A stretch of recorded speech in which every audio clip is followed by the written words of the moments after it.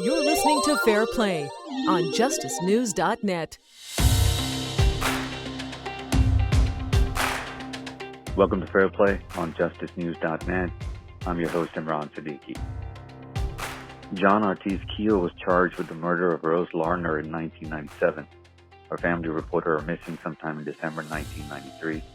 About 2.5 years later, Bill Brown, the younger brother of John's friend, fearing that police were close to making an arrest in the case, confessed that he was present when John Kehoe allegedly killed Rose and that he helped to conceal the body.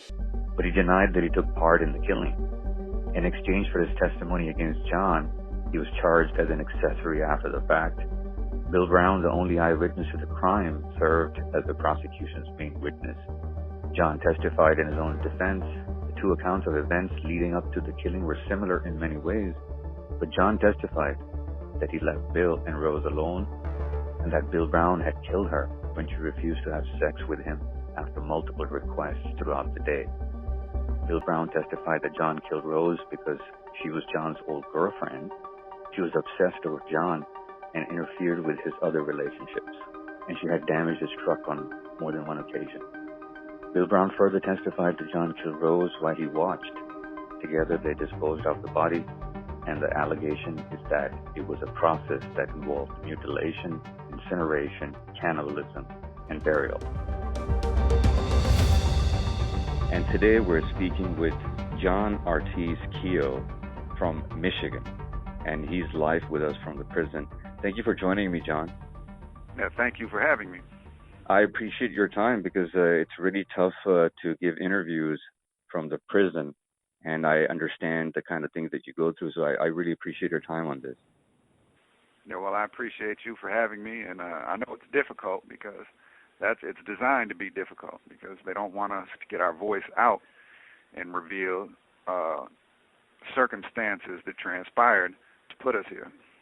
What I was hoping to know is exactly what happened that day from your mouth so that we can lay out a scenario that's in some kind of a sequence so that we can, it will help us in a way to put the story together and find out. So I'm going to do a memory recall with you. If you could just go back in time, it's going to be tough because we're talking about a pretty tough day that occurred for a lot of people, and a pretty painful day. So, but what I would request you is that you go back in time and you tell me and the audience what exactly happened prior to that event. All right.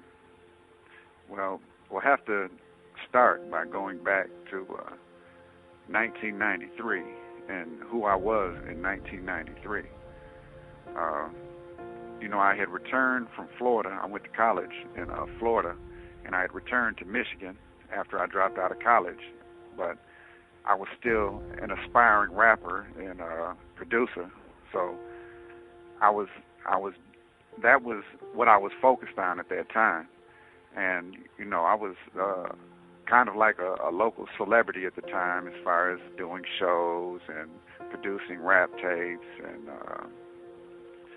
traveling around Michigan and the Midwest, and but also at that time I was selling a lot of marijuana, and I was selling marijuana to fund everything I was doing as far as being an aspiring rapper. I'd pay for my studio time with the money I made from selling marijuana, and that's how I funded all my transportation to get around. And so the night this happened, I was selling marijuana that night, and a friend of mine, a good friend of mine, his little brother wanted to ride with me. Now, his little brother was a guy by the name of Billy Brown.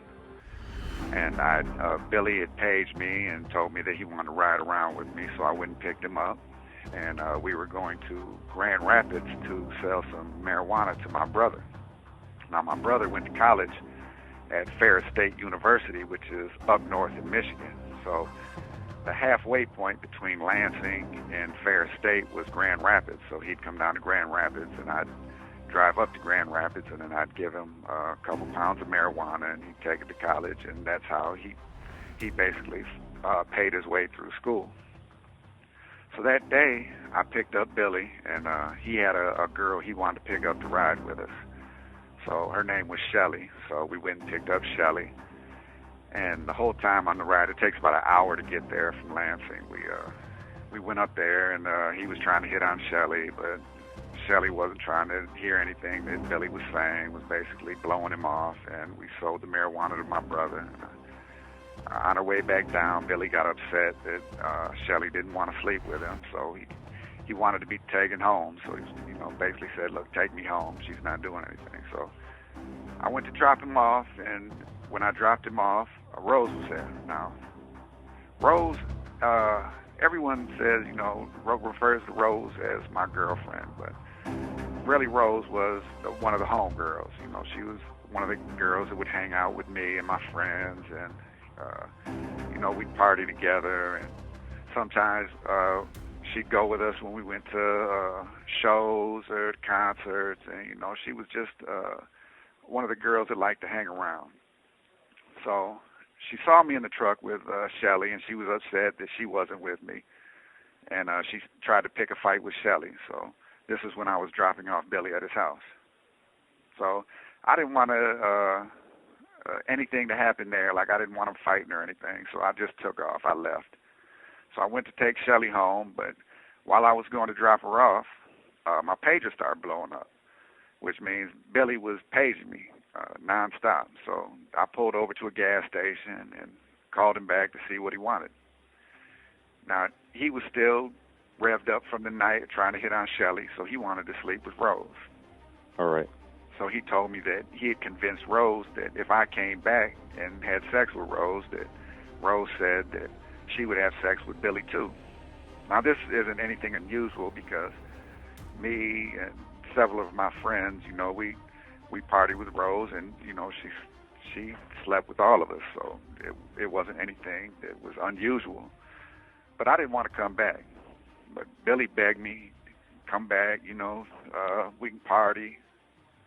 If you don't come back, she's not going to do it. So basically he ended up convincing me to come back, and I ended up coming back to his house. And I picked up Billy, and I picked up Rose. We were in my brother's truck at the time. He had my car, I had his truck, and we were just driving around, smoking weed, listening to the radio. And eventually, Rose and I started having sex, and we pulled over, and we were out in the country. We drove out of the city, and we were just driving down country roads. And we pulled over, and Rose and I began having sex. Now, while we were having sex, Billy was attempting to fondle her and touch on her, and she was, basically telling him, "No, get off me," So I ended up pulling Rose out of the truck, and, we continued to have sex out. You have 1 minute remaining. And while we were trying to have sex, Billy tried to insert himself in that, and she ended up biting his leg to get him away from her. So I ended up pulling her completely out of the picture, and we went to the back of the truck and finished doing what we were doing. Mm-hmm. Now, after that was done, it was late at night. It was like 3 in the morning, 4 in the morning by then. So we were tired, and we were trying to decide what we were going to do and where we were going to go. So I had my brother's truck, and he had a key to my grandparents' house on his keychain. So I said, well, we're close to my grandparents' house. Let's just go there. Now, they were in Arizona for the winter because they live in Michigan, but they also had a house in Arizona where they lived during the winter. So we ended up going there because I had the key, and we got to the house, and I was kind of tired, so I ended up taking a little nap. I kind of fell out for a while, and Billy, he had some cocaine because he had it the whole night, and Rose wanted to do some cocaine because Rose liked to do cocaine, and they started tooting a few lines, and I kind of fell out for a little bit and crashed, and when I woke up, Billy was sitting on the ground, and he looked upset, and Rose was there, and she wanted to fool around some more. So I went to the bathroom after I woke up, and while I was in the bathroom, I noticed the liquor in the liquor cabinet, so I pulled out some brandy, and we were going to drink a little liquor, and I smoked a blunt. And eventually, Rose and I started messing around again, and Billy was watching and kept asking when it was his turn, but Rose kept pushing him off, like, no, just relax. That's the kind of guy Billy was. He was kind of, full force on it all the time, trying to press the issue. But she kept pushing him off, telling him no. And after Rose and I had sex again, we were laying there and smoking more weed. And I went to get her a towel or something. I went to the laundry room in the basement. And when I went to the laundry room to get Rose a towel to kind of clean up, Billy came back there, and he was high, and he was all in my face. Come on, she's not going to have sex with me while you're here. She's just procrastinating. And, Rose and Billy were friends long before I knew either one of them, so I didn't think anything of it. They've known each other for years. They got high together all the time. They hung out, so I was basically like, whatever, look, I'm going to go grab us something to eat, and you two can stay here, and when I come back, we'll go back to Lansing. So I came back out, gave Rose a towel, asked her if she was, good. At this time, Rose was still naked, so I didn't think anything of it. I said, look, I'm going to go grab something to eat. Do you want to come? She said no, she was fine. Basically, she wanted to stay back and do more cocaine with Billy. So I ended up leaving, and I went to McDonald's to grab something to eat, grab us something to eat. So I went through the drive-through and parked in the parking lot for a little while I ate my food, just listened to music, and then I ended up going back to the house. I can't remember exactly how long I stayed there. But I went back to the house and came in the house, and when I came into the house, that's when Rose was dead. Billy was high. He was looking crazy. And then I kind of blanked out right then. It was like, I didn't know what to do. I can't really explain it, but it's like you just lose all your thoughts, or you don't know what's going on. Now, at that moment, I was young, high, a little buzzed still.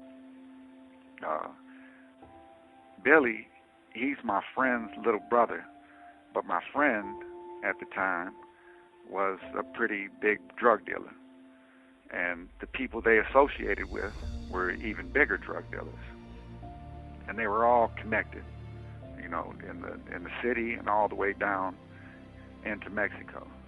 And even though I wasn't a major criminal at the time, I was still dabbling in that world because I sold marijuana. So I knew people and I knew the situation. So basically at that moment, I had to make the decision of what I was going to do. Do I help this guy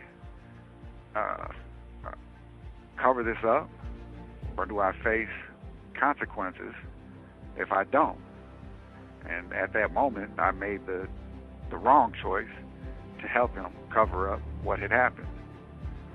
So we had took Rose and put her in the car, and we drove up north because he wanted to go to his property up north. So they had some secluded property up in northern Michigan. It was just out of the way of everything, and we drove up there together, and we stopped in Lansing once, and he went inside his house and picked up something, I don't know what it was, and he came back out, and then we ended up going up to his property up north, and we ended up burning Rose's body, and that's what we did up north on his property. After that, we were close to, not really close, but closer to where my brother went to college, so we ended up going to his house where he was at college. And when we got there, he saw that we had switched cars. We had took my mother's car that was parked down at my grandparents' house, and my brother saw the car, and first he looked at us, and he was like, well, what are you guys up to? And he was like, look, don't even tell me. I don't want to know. So we never said anything to him or to his roommates who were all there. There were a lot of them.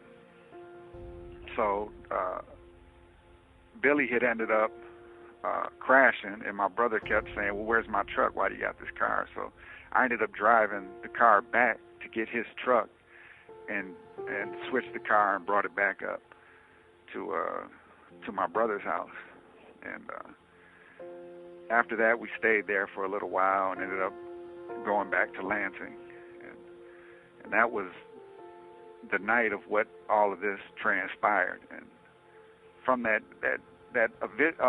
from that initial time when I came back into that house, you know, everyone says, well, what happened in this? But, you know, it was, no one really ever said anything. No one really ever spoke about any of this stuff. It was just like everything was implied by what we did.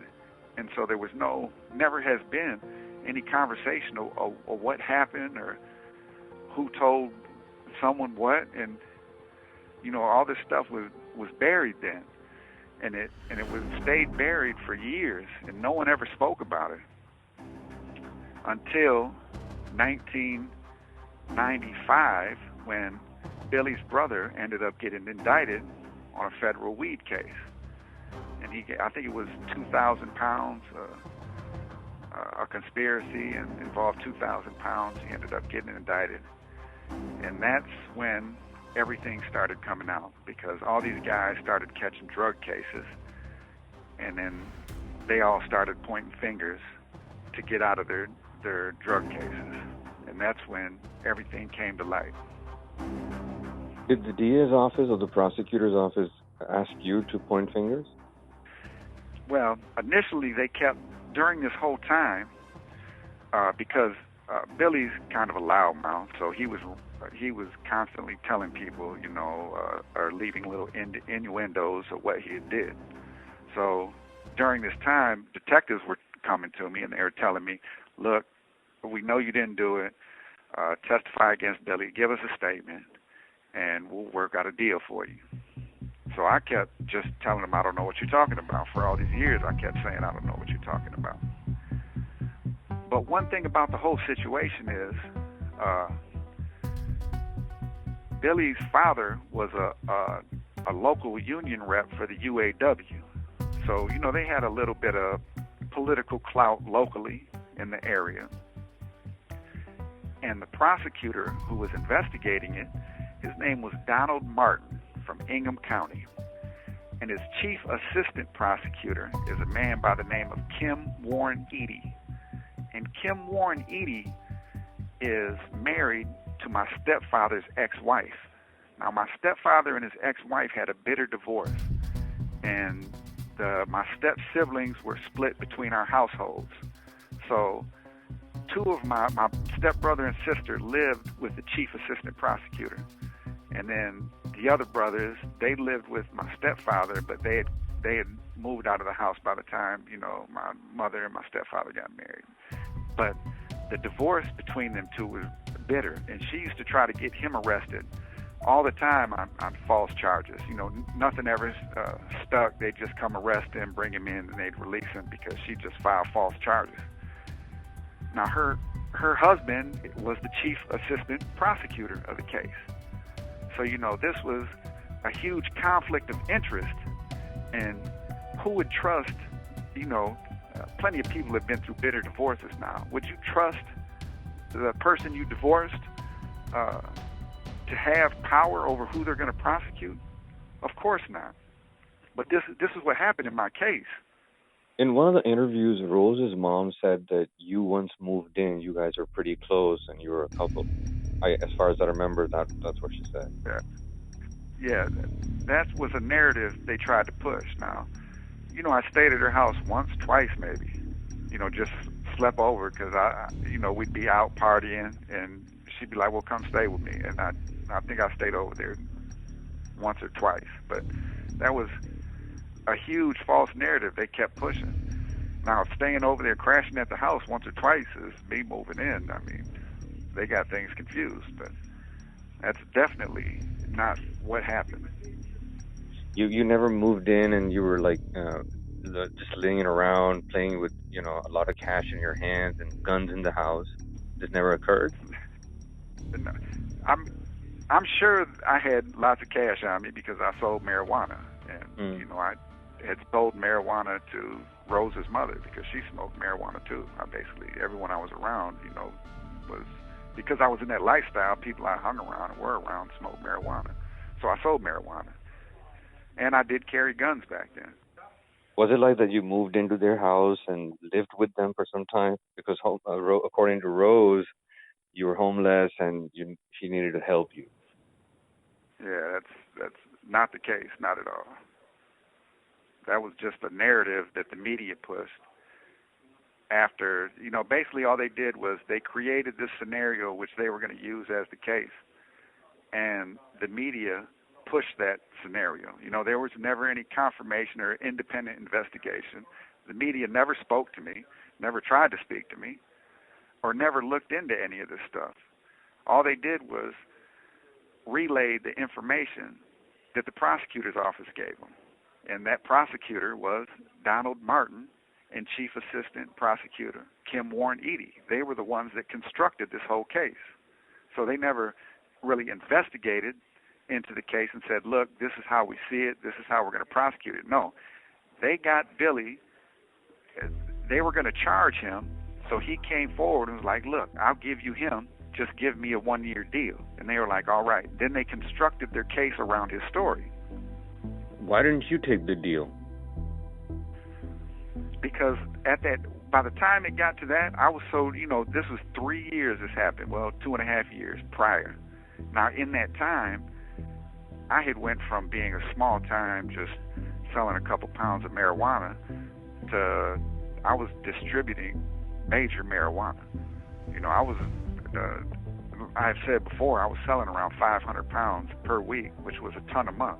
And I had moved out of Lansing. I was living in Chicago.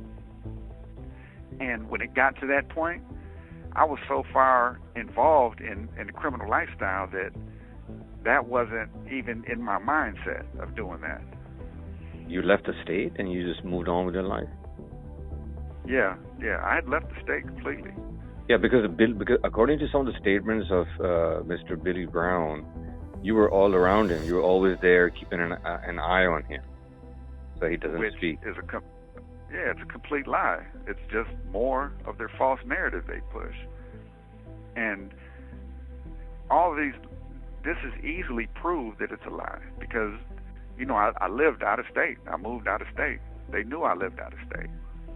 And the people they were associated with, all you have to do is review the evidence and you'll see the people they're associated with. These are major criminals. And, it's all come out since then because they've all been indicted. They've gone to federal prison. And it's all in the record now. You're listening to FairPlay on justicenews.net.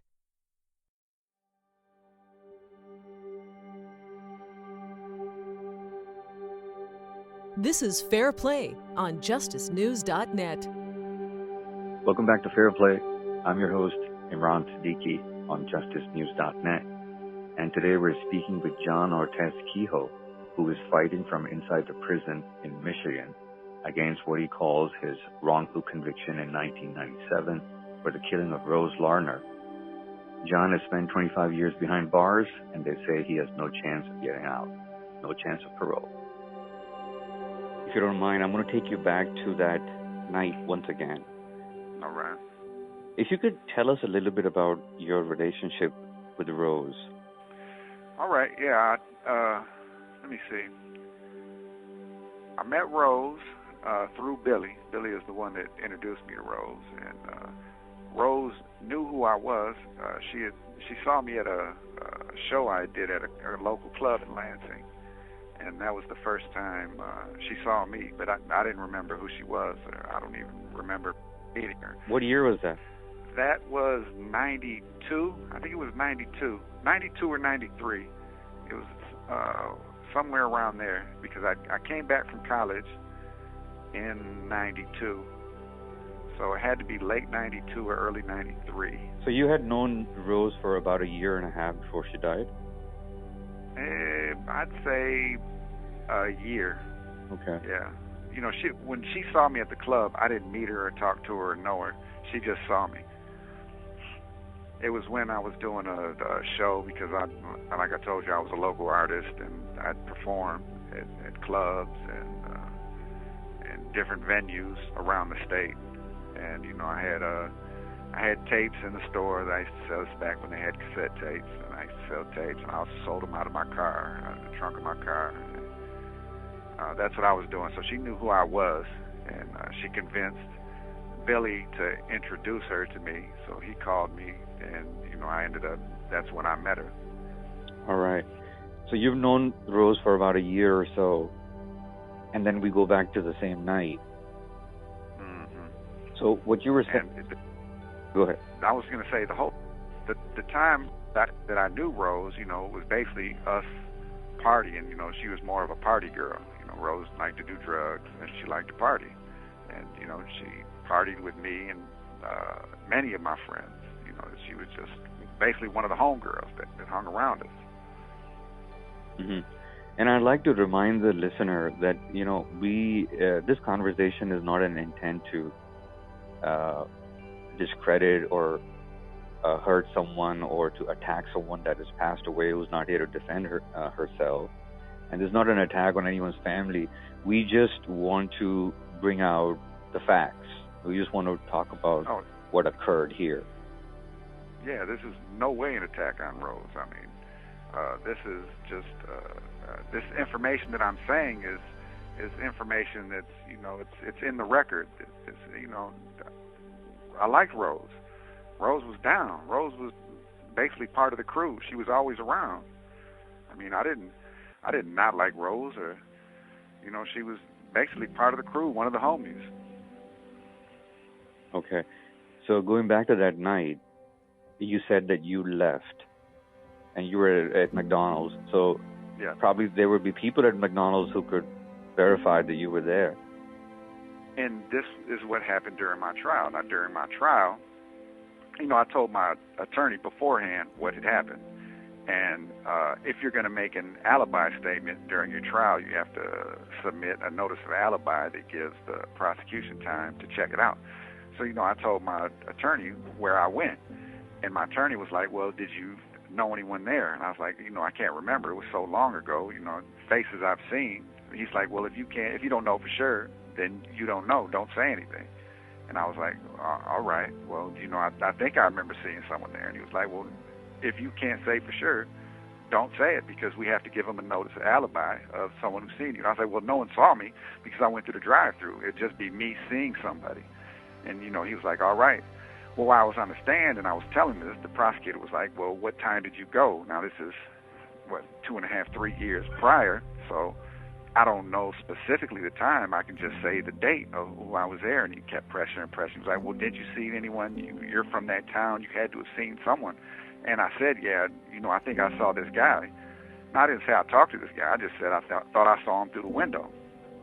So they ended up tracking this guy down. And sure enough, he worked on that day that I said I was there.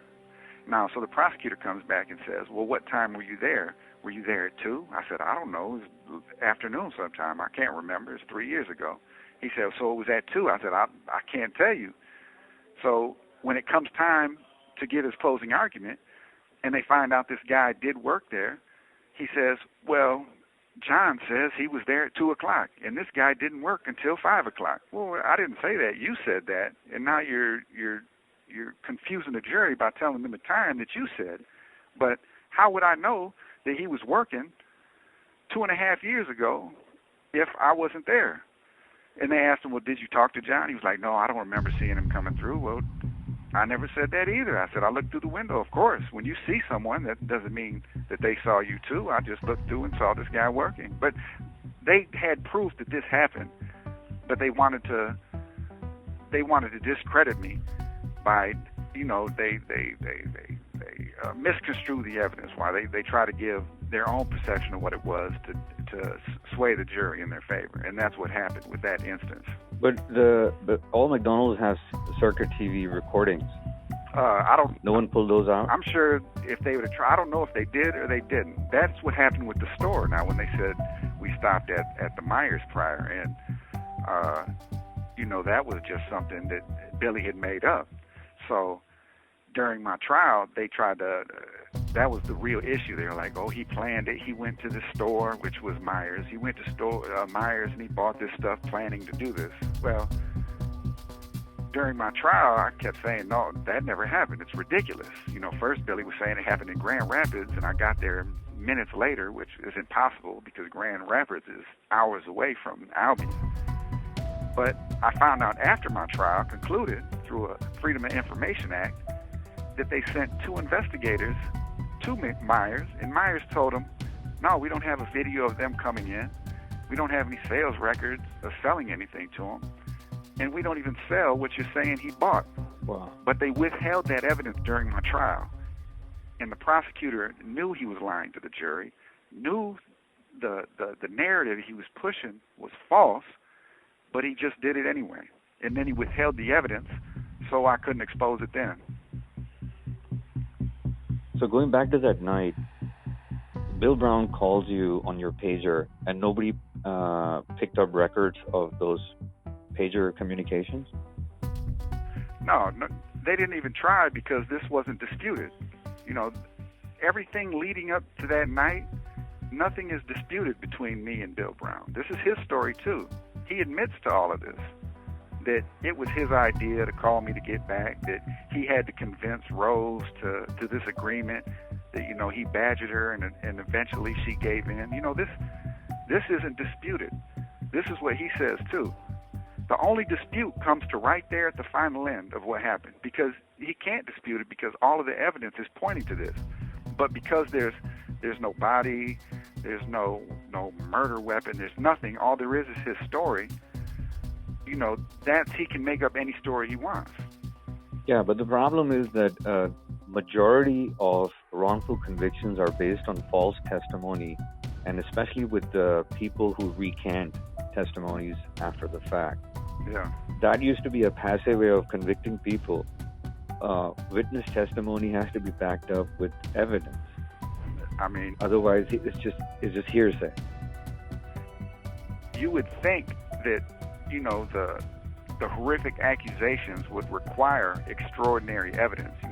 Extraordinary claims require extraordinary evidence to support them. But that's the exact opposite of what happened here, because none of the evidence supports what he says. And all you have to do is look at the evidence. I mean, just take a look at it. That's all I'm asking people to do, is just look directly at the evidence. Quit being mesmerized by the story. The story gets you mesmerized so you don't look into the details. But I want people to see the details. I want them to see everything. I'm not the one that's trying to withhold the evidence or keep people from seeing the truth. I want them to see everything, even stuff that makes me look bad. All right, I want you to see that too. But that isn't what the prosecution did. The prosecution withheld evidence. They hid stuff. They didn't want the jury to see everything. They don't want the public to see everything, because if they see everything, they're going to see what they did. So that's what I'm trying to do now. I'm trying to expose everything. I want everyone to take a good look at what actually happened. So going back to that night, Bill Brown pages you and you come back, and then you guys do what you do, and then everyone's chilling out, and then you are hungry and you want to go get some food. You don't remember what time was that? You have 1 minute remaining. I just remember that it was sometime during the day, like going into the evening. I say afternoon because, when you're living that lifestyle, you usually stay up all night and wake up late. So when I think afternoon, I think later in the evening, which is really the evening, but to me at the time would be considered the afternoon. They make a big dispute about that, but even Billy in his testimony, he said, it was about 5 or 6 o'clock p.m. in the afternoon. So that's just what we consider the afternoon, was later on in the day. Okay, so it wasn't like late at night. No, not at all. All right, so you go, you grab a bite, and then you come back. What did you see? Well, when I first came into the house, I saw him poking his head out from the bathroom, like looking out, peeping out. It was kind of weird, like what's going on? It didn't have a good feel. Something didn't seem right. Tell me something, John. Did you kill Rose? No, I didn't. Who do you think did? Well, the only person who was at the house, that was Billy. You're talking about Bill Brown? Yes, Bill Brown. Because right now it's all about, Bill Brown saying that you did it, and then you're saying he did it, and obviously Rose is not here to tell us what happened. So if you could take us back again to that night. All right. You said that you entered the house and you could see Billy Brown peeking at you from the bathroom. So let's take us back. All right. Through that day and tell us what happened that evening in December of 1993. All right. When I came through the door, the door that led into the house, I came in through the garage, and the door opens up, and there was a long hallway, and the bathroom was to the left. So as I stepped in, I must have startled Billy because he looked out the bathroom, and of course he was high, and we had been smoking weed and drinking alcohol, and he'd been doing cocaine, and he looked kind of shocked, and his eyes were wide from the cocaine. And as I approached the bathroom, he tried to keep me from going in the bathroom. And when I finally got through and looked in, that's when I saw Rose was laying on the floor, and Rose was dead. Was there any blood? No, there wasn't any blood. And one of the things is, I don't know specifically what happened, so I can't say exactly what happened while I was gone. And, that during all the time of the investigation and all the time this was a cold case, that's what they were trying to get me to say. Well, what happened? Well, you were there. We know Billy did it. Just tell us what happened. Well, of course, I didn't cooperate with the police back then, and I just kept telling them I didn't know anything. But the truth is, I don't know what happened while I was gone from the house. And we never really spoke about it. He made comments throughout the years, but he never really, nothing specific. He never laid down exactly what happened while I was gone. So to this day, I still don't know exactly what happened while I was gone. How long was that while you were gone? I'd say anywhere from a half hour to an hour. I'm not sure on the exact time. First of all, did you kill Rose? No. You were saying Bill Brown killed Rose. I'm saying that he was the last one with her, and she was dead when I returned to the house. Okay. You were gone for about 30 and 45 minutes, so you're saying in these 30, 45 minutes, somebody killed Rose? Yes. When you walked in, you didn't see any blood? No. I didn't see any blood. What kind of situation did you see Rose in?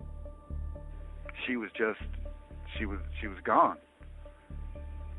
At first I didn't know if she was just knocked out or something. Where was she? But on the bathroom floor.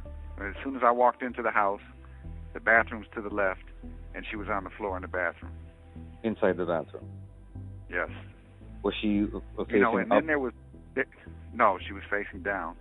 And then there was a bunch of commotion because I didn't know what to do, so I kind of backed out of the bathroom, and then, we kind of jostled around a little bit because he was trying to keep me out of the bathroom at first. And then I left. I walked down the hall, and, I didn't know what was going on. Did you ask him what happened? Yeah, of course, but he didn't say anything. He didn't say that he did it? No. What did he say? He never said he did it, or I did this, or I did that. Never. Yeah, but man, that. I mean, this girl that you guys were just with, I mean, you would have some kind of feeling for this girl, right? I mean, you see her dead. You would want to grab the guy and shake his ass and ask him what the fuck happened. That's what we were, it was kind of a back and forth like that. Did you punch him, beat him, grab him, put him down? No, I didn't. You didn't start screaming at him? Then why did you kill him? We were yelling back and forth. We were both screaming at each other. Did you see anything that he used to kill her, allegedly? No. Okay. No, this all happened.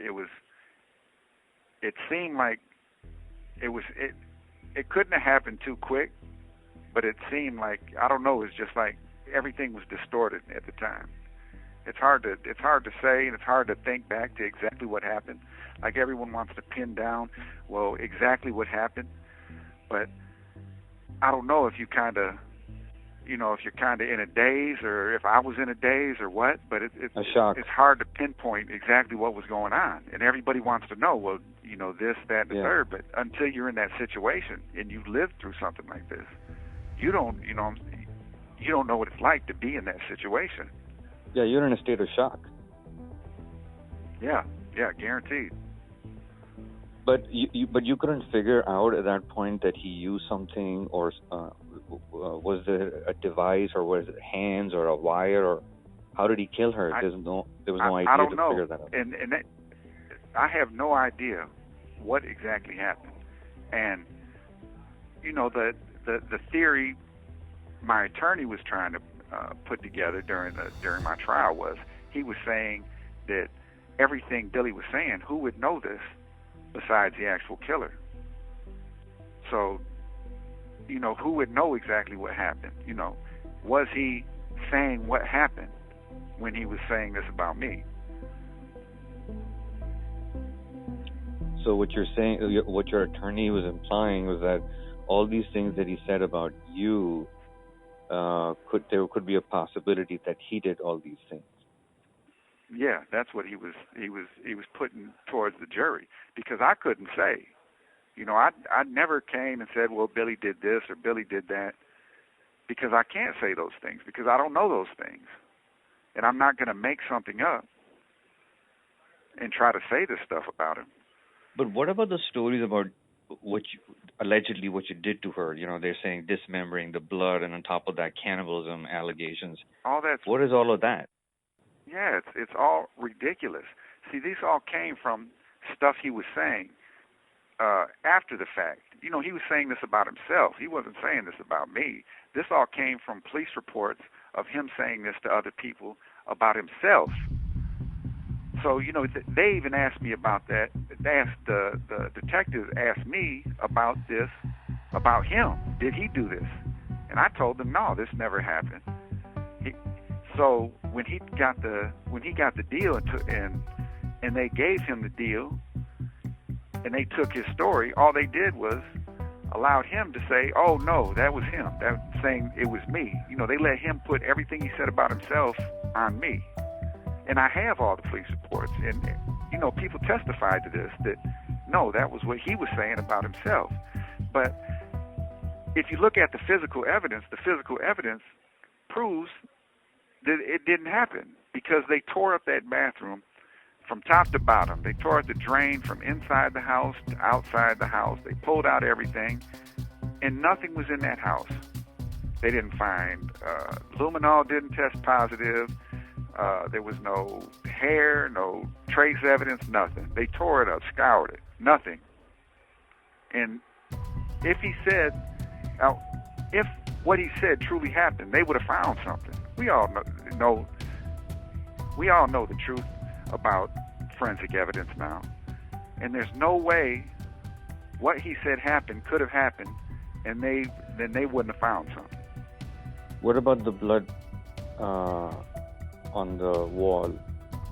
The speck of blood on the wall, outside of the bathroom. All right, now this was found outside of the bathroom in an area of the house where he never said anything happened. I never said anything happened. But it was found directly under a phone, and we were using the phone the whole night, and Rose was using cocaine. Now, isn't it possible that could have been from her nose? Because nothing was ever said that happened by this phone. I don't know. It was directly underneath the phone. So what you're saying is that she could have died because of an OD of cocaine? Now, that is something that he said before. And he panicked, probably. He's told people that before. Yeah, this is something he's told people before, too. So when I say that I can't pinpoint what happened, there's so many stories that have been put out. Yeah, but when you saw her, there was no blood. No, there wasn't. So what did you guys do after that? Well, then he came up with this idea. He wanted to take the taker body up to his property up north. And he was saying that he kept talking about how we could go up to his property up north and it wouldn't be a problem. And all we had to do was get up there. And he just came up with this whole master plan, like he had it laid out and ready to go. Why did you follow the plan? Because, like I said before, right then I had to make the choice. Now, what do I do? Now, do I, face the consequences of, would I run out the house and then go get the authorities? And, of course, then I'm stuck and they're asking me, were you involved in this? And now I feel like I'm trapped involved in this, but then I have to face the repercussions from the people he's connected to. And it was like I just felt like I was stuck in that situation and I had no out. But didn't you feel that justice for Rose is needed? Yeah, but when I was thinking what's going to happen to me, I chose myself. And then what did you guys do? We picked her up and we put her in a rubber barrel, like a plastic barrel, and put that in the back seat of a car, my mother's car that was there, because we didn't want to put it in the truck that we arrived in because that would have been open to everything. So we put it in the back seat of the car, and we drove up to his property up north, which was hours away. And then when we got up there, we built a fire and just put the barrel on top of the fire and put wood over the top of it. And I was exhausted by the time we got up there, so we parked the car, and I fell asleep in the car for a while, and by the time I had woke up, the fire was almost completely gone, and he told me I had been asleep for about 8 hours. In the car? In the car. And he was up all that time? Up, he was still doing cocaine, up tending to the fire. And that's why after the fire went out, and we drove to my brother's house, he finally crashed and fell asleep. And that's when I drove the car back and picked up the truck and brought the truck back up to my brother's house. And what about her belongings that were in your grandparents' house, Rose? You have 1 minute remaining. We threw all of her belongings, we threw them out the window as we drove. So as we would drive, we'd drive 4 or 5 miles and throw something out. Shit. Drive another 5 or 6 miles, throw something else out, and it was just gradually over time. This doesn't look good. No, it doesn't look good at all. Yeah. And obviously Rose's family, they're just stuck in it. Yeah, they're stuck. But they deserve the truth. They don't deserve the story they've created. They deserve the truth of what happened that night. They do. Did they offer you any plea deals? Yeah. They offered me the deal they gave him initially. But I kept telling them I didn't know what happened. And then when I got to trial, they offered me another deal to implicate him again. This is FairPlay on JusticeNews.net. You're listening to FairPlay on JusticeNews.net. Welcome back to FairPlay. I'm your host, Imran Siddiqui, and today we're speaking with John Ortiz Kehoe, who is fighting from inside the prison against what he calls his wrongful conviction in 1997 for the killing of Rose Larner. John has spent 25 years behind bars, and they say he has no chance of parole. No chance of getting out. And something you said I wanted to elaborate on when you said that it didn't look good. And I want to say, yeah, I know it didn't look good because it wasn't good. Everything that happened wasn't good. And I was wrong, and I know I was wrong for the part I played.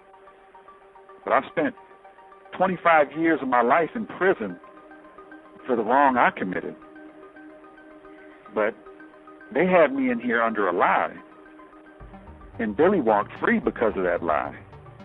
I want the truth out. I can only pay the price for the crime I committed, but that's not what's happening in this case. And justice needs to be served. The public deserves justice. Rose's family deserves justice. And I feel like I deserve justice. Yeah, because if you remember, one of the statements of Bill Brown was that he was saying that allegedly while you were doing all these things to her, he said that you look so professional as if you've done this many times before. Mm-hmm. Yeah. I mean, that was the story he put forward because he was trying to save himself. Of course he's going to paint the most horrific picture he can. But the evidence doesn't support anything he said. So how can you believe his story when the evidence doesn't match up?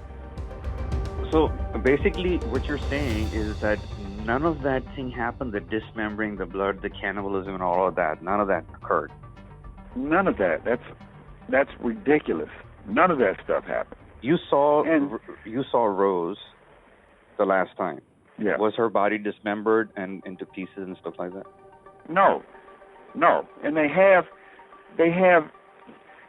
evidence proving this didn't happen. But that's not what they want to put out.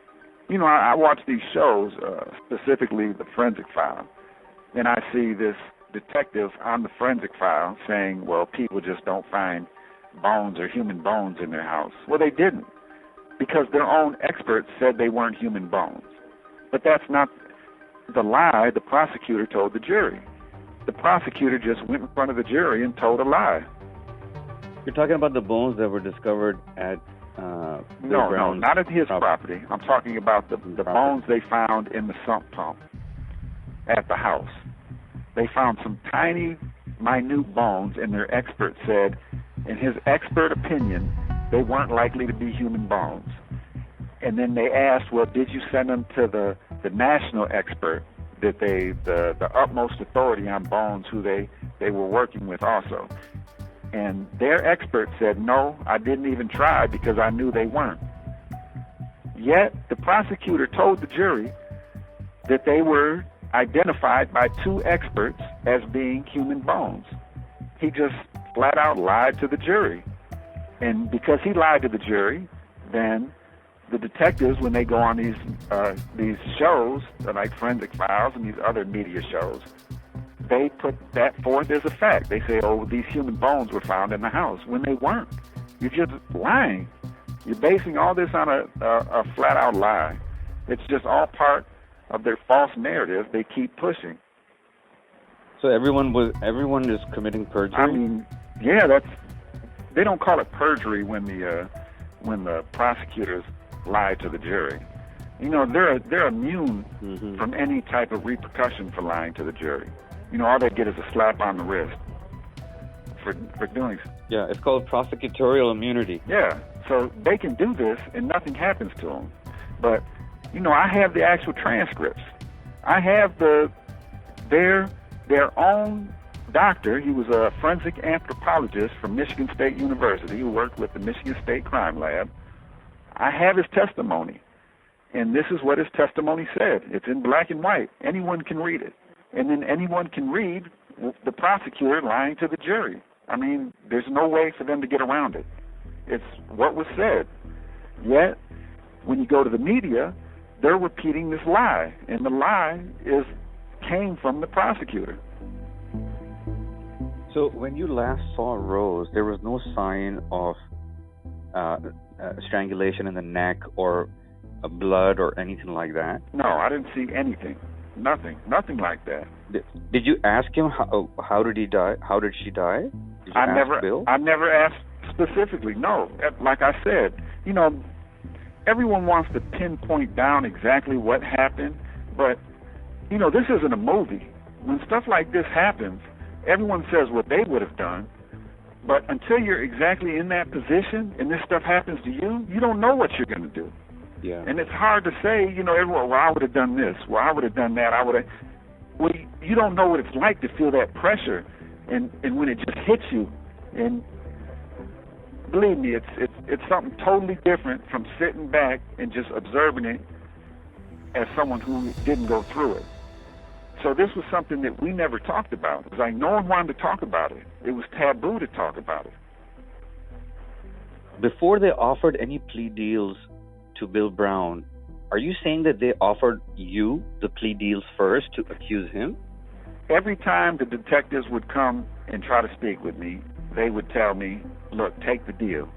Like, the deal is going to be the difference between you spending the rest of your life in prison or you getting a deal and walking away from this. So that's what they would tell me every time they spoke to me. Then when I got to my trial, during my trial, before they went to the jury for them to deliberate, they came back with another deal because they knew Billy was lying and they wanted to get Billy. So they offered me another deal, but that deal was second degree, and they wouldn't say how many years they were going to give me. So I was like, no, because you're trying to say something that didn't happen. And they wanted me to pin down something that Billy did. And I told them, I can only tell you that when I came back, she was dead. I can't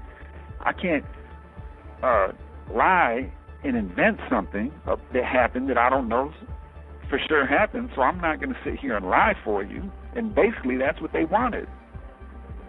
But when you came back in, did Bill Brown accept that he killed Rose to you? No, he never said, I did this or I did that. Nothing like that. It was What did he say to you? We have to get rid of the body. You know, he said he was fucked up. That was the main thing he kept saying. Oh, I'm fucked up. So there was, you know, and then there was some threats, you know, don't say nothing, you know what I can do, and, you know, just basic stuff like that. But there was no, oh, this is what happened, this is what happened. No, it was nothing like that. And you didn't ask him that, how did she die? Yeah, of course I asked what the fuck happened, but he didn't say anything. Okay. Now, you know, there's been a lot of talk about you, but we have no idea about Mr. Bill Brown. Mm-hmm. And you, obviously Rose is not here to tell us about him. Mm-hmm. I mean, if he's listening to the podcast, he can always contact Justice News, and we'd love to take his interview. But what can you tell us about the background of Bill Brown? Well, I can tell you what anyone can find out if they just do a little research themselves. It wasn't long after this case happened. Well, first you can look at his entire criminal record, which is all domestic violence and abuse towards women. That's his whole record. Besides the case he caught a federal case for drugs. I can't remember if it was marijuana and cocaine. I just remember it was a conspiracy case involved with a drug organization that he caught, was it a year or two after I went to prison. But when I got to quarantine, when they first sent me to prison, I got to Jackson Quarantine. That's where you're processed before you go to a prison.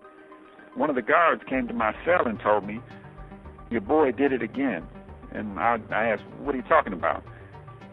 Well, Bill had tied a girl up with an electrical cord, and she escaped through the window and was running down the street, and he tracked her down, and he was beating her in the middle of the street before the police arrived. And this happened not long after I got sentenced. So his whole record is nothing but domestic violence on women. But this is exactly what was said about you, that you used a cord. Are you saying that after you went to prison, Bill Brown was arrested for assaulting a woman? That's exactly what I'm saying. And everyone knows it happened because it was on the news. It was in the newspaper. He got charged with it. Okay, so there's a trajectory here. I mean, this is what he said happened to Rose. Yeah, it's exactly what he said. And you did it. It's exactly what he said. So this article on your blog post, there's an article there. That's not fake news. No, anyone can look it up. All you got to do is go into the archives. Yeah, I tried to find it, but I couldn't because I think it was scanned, and it was a time when, because it was a long time back, so I couldn't find that article. But what you're saying is that article, I wanted to ask you about that article, that article raises a lot of questions. And you're saying that there must be police reports about this, right? Oh, yeah. If there's no article. Yeah, they got the police reports. It was in the Lansing State Journal, and it was on the news. I wanted to get the footage from the local news because it was covered in the local news. After the CO told me this happened, I called home, and people told me, yeah, they saw it on the news. So, I mean, does that not ring any kind of, like, warning bells that, hang on a second, here we have this individual saying that you did all of that to Rose, and now, a year or two after the fact, we find out that the same kind of thing has happened to another girl who was living with him? And what's crazy is, the girl he did it to, she took the stand and testified that he had threatened her with scissors, that she once asked him how he killed Rose, and that he beat her repeatedly. This is his MO. This is what this guy does. This, I don't know why it's not being investigated and being connected to your case. Because they don't want the true story to come out, because then they have to admit they were wrong. They have to admit all these detectives lied, that this prosecutor knew he was convicting the wrong man. And what's that going to do to other cases that these cops and this prosecutor was involved with? They don't want to let this out the bag. They want to keep this buried. Yeah, but the problem is that the truth can't be buried. It can't. The truth finds its way. And it will. This is Fair Play on justicenews.net.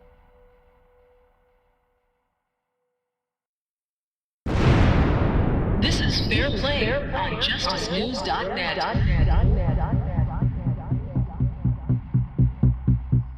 Welcome back to Fair Play. I'm your host, Imran Siddiqui. And today we're speaking with John Ortiz Kehoe, who is fighting from inside the prison in Michigan against what he calls his wrongful conviction in 1997 for the killing of Rose Larner. John has spent 25 years behind bars. They say he has no chance of getting out, no chance of parole. What kind of a role do you think the media played in reporting the truth about your case? A role they played in reporting the truth. They didn't play any role in reporting the truth. What the media did, the media was simply a parrot to the prosecutor. They just reported everything the prosecutor said. And what they did was, it was malicious, because they basically took the prosecution story, which was just basically Bill Brown's story, and just repeated it word for word. And what they did, it was the night before jury deliberations, or the day before jury deliberations, they put out feature stories, just word for word of what the prosecution's case was. So basically tainted the entire jury pool with this false narrative. And throughout my whole case, they never once tried to contact me or get information from me for the other side of the story, because I could have pointed them in the right direction. I could have showed them this stuff. I've been trying to tell them this for years. I've tried to speak with the media, but the media wants to continue with this narrative that they put out. And the narrative they put out is the narrative the prosecution put forward, which is basically Bill Brown's story. So this all came from one man who was trying to save himself from being convicted for murder. Why do you think they decided to do that? Because, I mean, there was a lot of hype even before the trial began. I mean, won't that affect the judgment of the jury and the people? What happened to the fact that you're innocent until proven guilty? Well, it's all a sham. Innocent until proven guilty is an American myth. That doesn't exist. The media, they want to sell newspapers. They want to push their product on TV. They want more viewers. So they're going to push the most salacious story they can. My trial was a circus, and everyone was in it for their own bidding. And just like all circuses, it was full of a bunch of clowns, and they all wanted to get paid or push their agenda. So they took every shocking story they could get, or every shocking tidbit of news, and that's what they put forward. But they never checked anything. No one did an independent investigation. Someone could have looked into it. It would have been so easy just to look at it. So it's like what you're saying is that for the past 25 years, the American media industry and the journalism community is just running with a false positive? Yeah, they're just running with a false narrative. No one has looked into this stuff. And everyone just keeps, it's an echo chamber. Everyone just keeps repeating the same storyline from prior to my trial, which is Bill Brown's story. And no one's looking into it. And it's so easy to look into it. It's so easy to look at the facts. It's not like this stuff is hidden. It's right there. Just look at the facts. I'm not saying listen to me. I'm saying listen to the facts. Look at the facts. Look at all the facts. It's easy for you to tell who's telling the truth by who's trying to hide the evidence. I want all the evidence to be shown to the public, to the people, to a jury. They're trying to hide evidence. Now, if someone's trying to tell the truth, they want all the evidence out. If someone's trying to lie, they're going to withhold evidence. And that's what the prosecution is doing. And I can prove they're withholding evidence. Look at the hearings I'm having. I'm fighting tooth and nail to get this evidence released. And the system is preventing it. Why are they preventing it? Why do they want to withhold this evidence? Well, that's what we need to find out. Yeah, that's what needs to be shown. Yeah. Another thing that's been coming up a lot, they say you laughed out loud in the courtroom when you heard the verdict. But then when I saw the video of the actual event, it wasn't actually laughing out loud, but it was a laugh. So why did you laugh at the guilty verdict? I was just so frustrated. I mean, I know I shouldn't have done it, but it was like during the whole trial, I knew what was going on. There's evidence that's presented in front of the jury, and then there's evidence that's withheld that the jury's not allowed to see. So I could see everything that they were jockeying and doing these maneuvers to keep this evidence from going in front of the jury.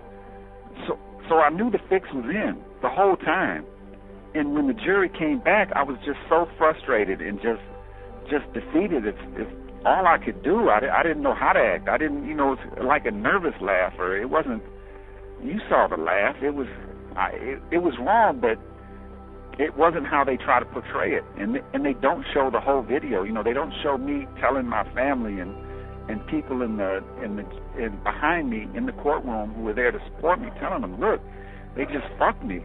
It's like I knew it was coming because I knew the truth, and I could see all the evidence that they were keeping from the jury. I knew the jury wasn't deliberating on all the facts. What kind of a toll does a tragedy like this take on individual and their families on both sides of the aisle? It takes a huge toll. I mean, I sympathize with Rose's family and what they have to go through. And I think it's horrible that they have to live with this false narrative, too. I mean, they deserve the truth more than anyone. And in my family, what they've gone through having to deal with this. One thing is,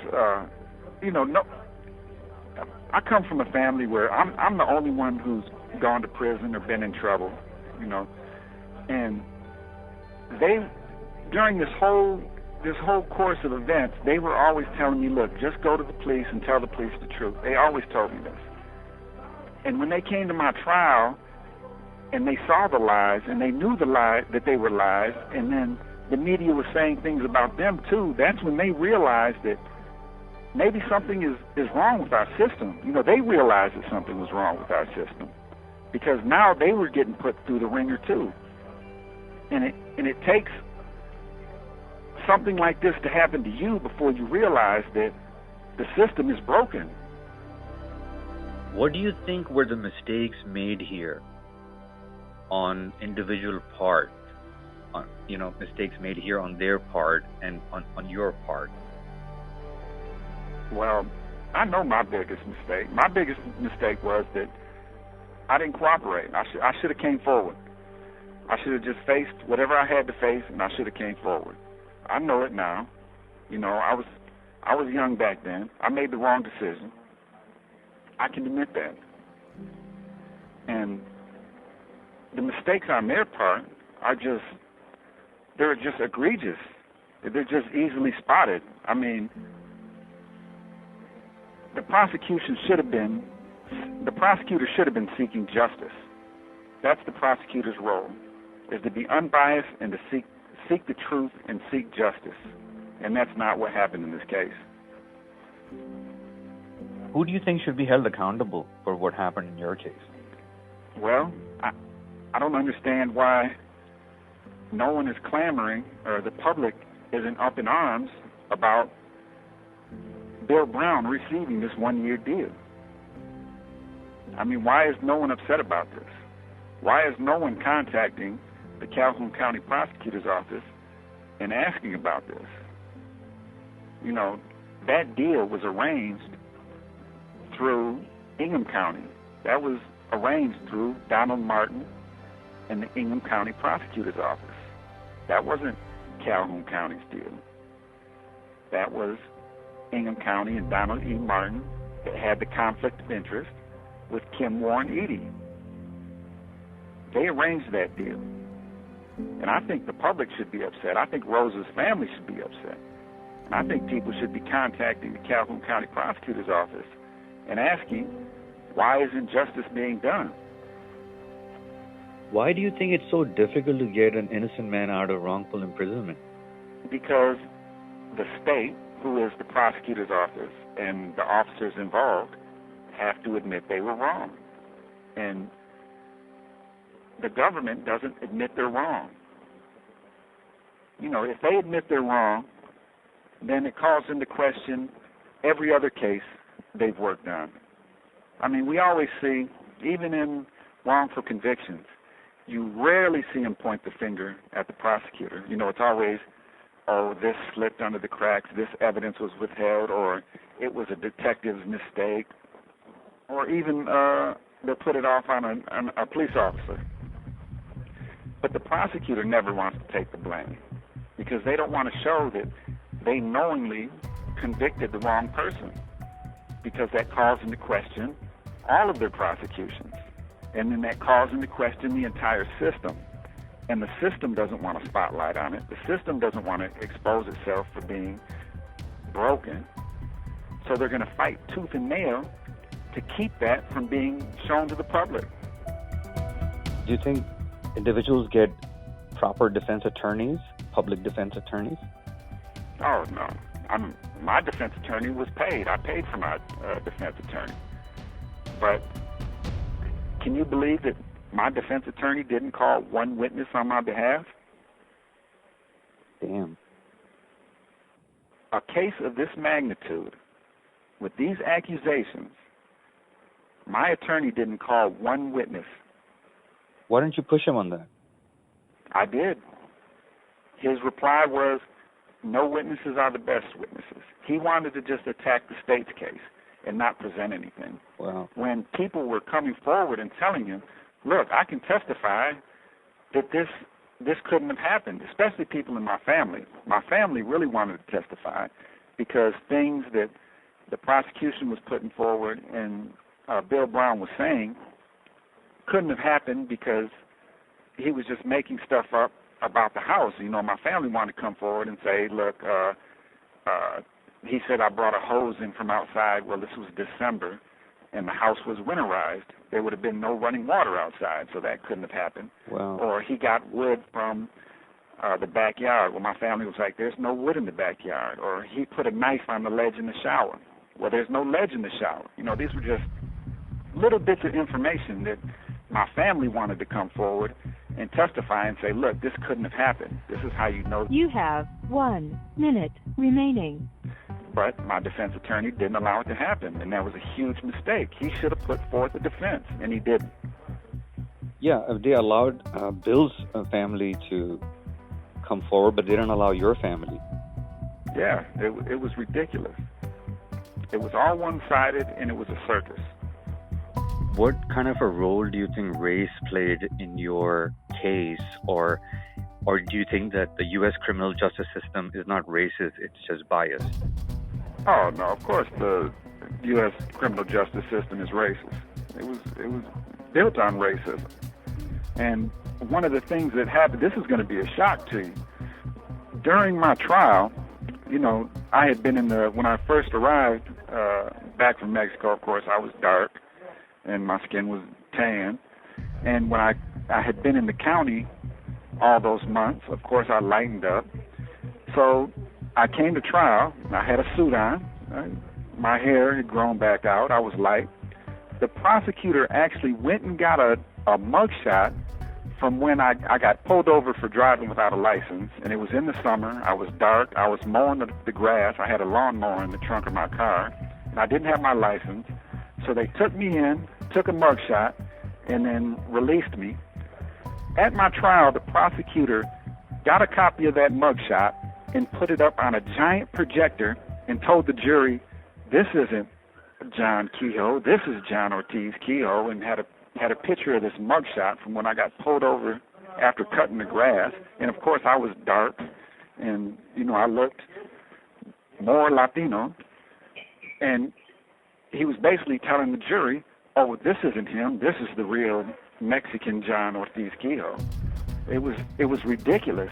And during their deliberations, he made a giant picture, a cardboard picture, and asked the judge to allow them to take that picture back into the deliberation room so they could look at it while they were deliberating. Now, if that doesn't scream racism, what does?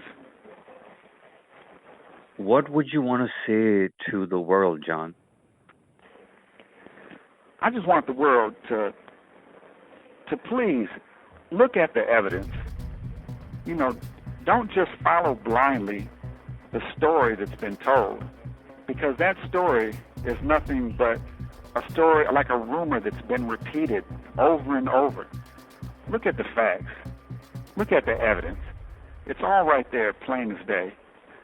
And look at how hard they're fighting to keep the evidence from being brought to light.